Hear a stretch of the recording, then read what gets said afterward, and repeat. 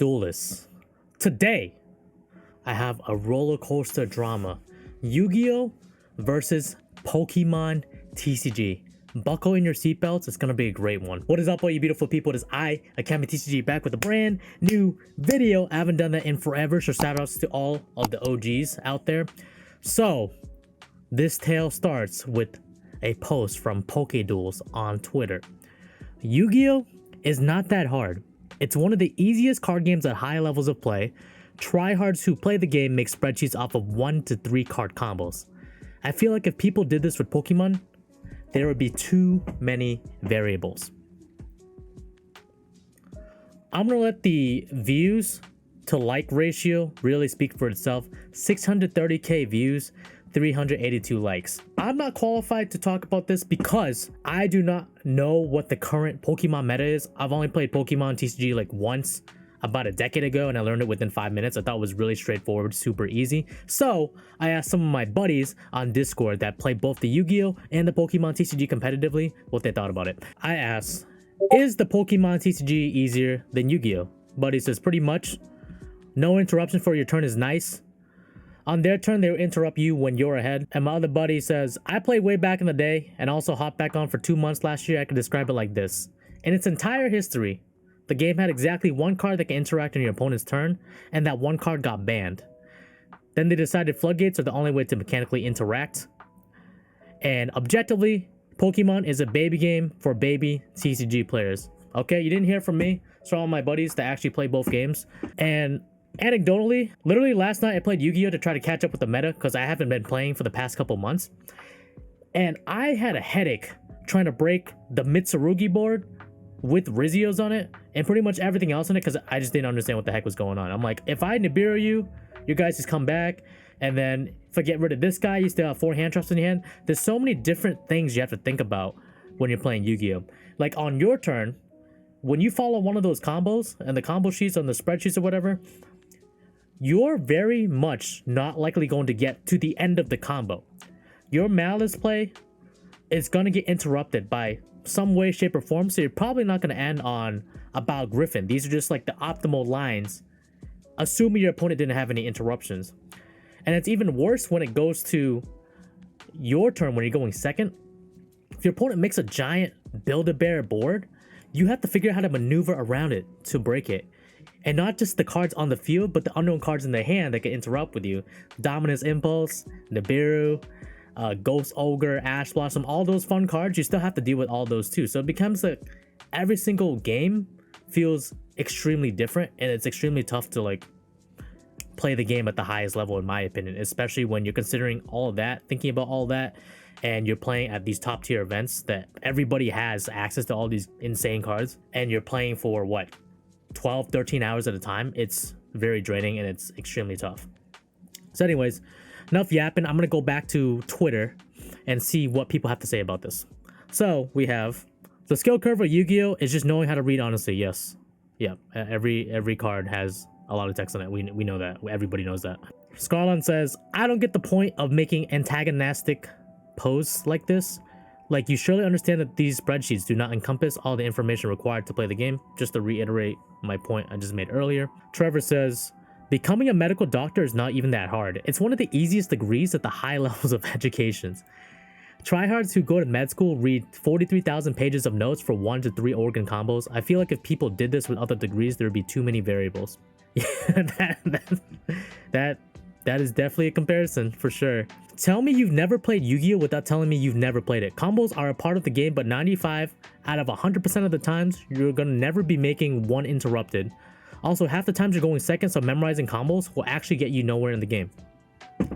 That's exactly what I just said. Like, it's the same thing. These are just guidelines to get there, right? But you're never gonna get to the end of the combo, and if you do, you're probably gonna win anyways because your opponent didn't have a way to stop you. Or that, or if your board is fragile to board breakers, like Droplet, Dark Ruler, etc. I don't think anybody is playing Dark Ruler this format. Then it just be like that. It happens sometimes. But it gets deeper than this. We have a new competitor that goes into the scene. Introducing Galzo. Galzo TCG is a Yu-Gi-Oh! National champion in his region. I don't remember what region it's from. If you guys can remind me, that'd be great. And he says, $1,000 money match.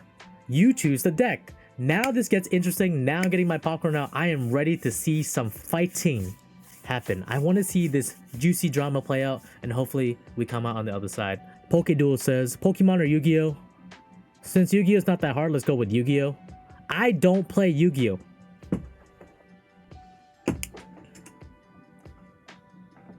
PokeDuels does not play Yu. How do you make a post like that? Yu-Gi-Oh is not even that hard. It's one of the easiest cards. This has to be rage bait. This has to be rage bait. How do you compare two things when you haven't tried both things? When you that never. I'll calm down. I'll calm down. How much time do I have? I'm down to learn it. You have 24 hours. The tier elements mirror. In my opinion, I couldn't play tier for the life of me. I honestly, just a skill issue. The deck is way too hard for me, especially the mirror. And they're going to set it up. And get this, they actually played it. Galzo writes, never challenge Pokemon players. Bro got too old.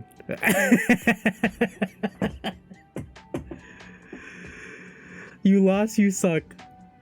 Get him, Triff. And Pokemon's like, Yu-Gi-Oh's too easy. Seems like, you dude are Yamcha. That is a crazy statement. That's so funny. And it gets even worse. Pokemon's like, run me my money. Galzo did not pay him. You bet $1,000 and you didn't pay him. I've never run a bet. I've done a lot of money matches in my life for not Yu-Gi-Oh, but Dance Dance Revolution. I don't know if you guys know what that is. I live under a rock, so that's all I play. And I've never like not paid out for a money match. I feel like that's like a code. You have to pay for your money matches. You make a bet on something, you honor that bet, right? So he didn't pay. Everybody's dunking on him on Twitter, on Galzo for losing, but the plot thickens. So it turns out the person Galzo was playing against was not PokeDuels. It was somebody else who made a new dueling book account under the name PokeDuels with over 8,000 plays or matches on DB, and they played in place of him. And I'm like, bro, he just got finessed, dude. He got so finessed. So like both people, one person's not paying the 1K, the other person wasn't even him. He's just not that guy. And this is just insane, guys. This is just the most insane thing I've seen, like pretty much in the past couple years I've been playing Yu-Gi-Oh. Galzo makes a final statement and he says, I didn't want to continue the topic, but gotta address the money match was under the pretense that Yu-Gi-Oh is easy, and of course no player never played Yu-Gi-Oh could ever be a Yu-Gi-Oh player ever.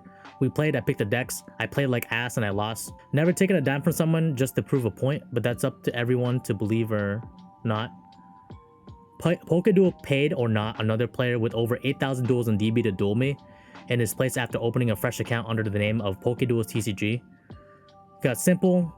He basically got hustled so hard. Why was this not live streamed? I feel like you could have live streamed this with, you know, video call to prevent this from happening. Obviously somebody else can play under PokeDuels, but at least like there's some kind of record besides DB screenshots, you know? So more of the story is, I'm pretty sure we just got rage baited. This has to be rage bait because PokeDuels doesn't play Yu-Gi-Oh.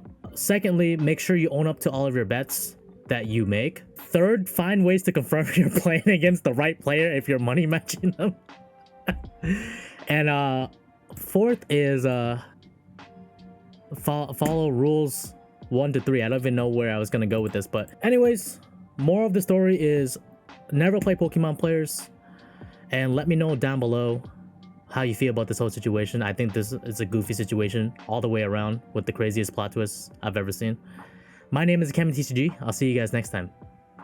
Peace!